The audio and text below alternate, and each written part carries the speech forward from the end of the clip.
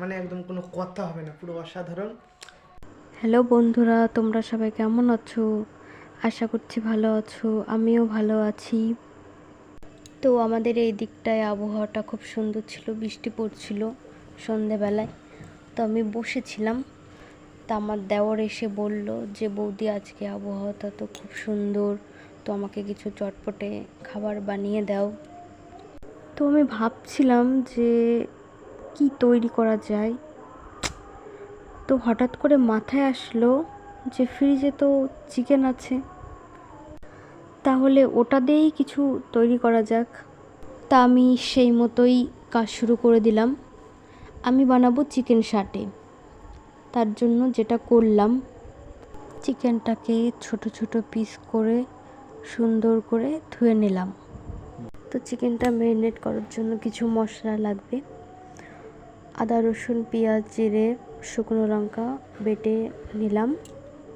পরিমাণ মতন লবণ নিলাম, তেল নিলাম, হলুদ দিলাম।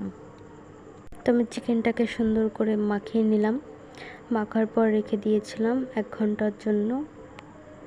তোমরা চাইলে বেশিও রাখতে পারো বা সারা রাত রেখেও দিতে পারো, তাহলে ভালো মতন মশলাগুলো সব ঢুকে যাবে চিকেনের মধ্যে। চিকেন সাটেতে দেওয়ার জন্য কিছু সবজি কেটে লবণ দিয়ে মেখে রেখে দিলাম। ঘরেই বেসন ছিল না, তার পরিবর্তে চালের গুঁড়ির মধ্যে কিছু শুকনো মশলা দিয়ে সাইডে রেখে দিলাম। তো বন্ধুরা, তোমরা দেখতেই পারছো আমি কিভাবে চিকেনটা আর সবজিটা সাজিয়ে রাখছি।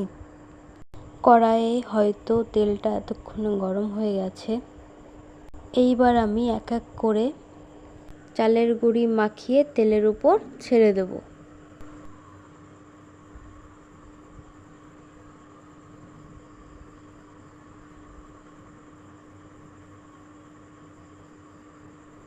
ব্যাস, চিকেন সাটে তৈরি। এই যে তাহলে দেখতে এবার পাচ্ছ দেখি চিকেন সাটারা নাকি আমার দেওয়ার যাই হোক সাটে না, সাটে কি সাটে। বলে।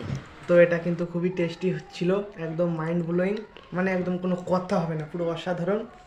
তো প্রথমবার এরকম একটা ডিশ খেলাম, আগে কোনো দিন খাইনি বলতে গেলে। তো যাই হোক, খুব ভালো খেলাম, হাতের গুণ আছে বলতে হবে।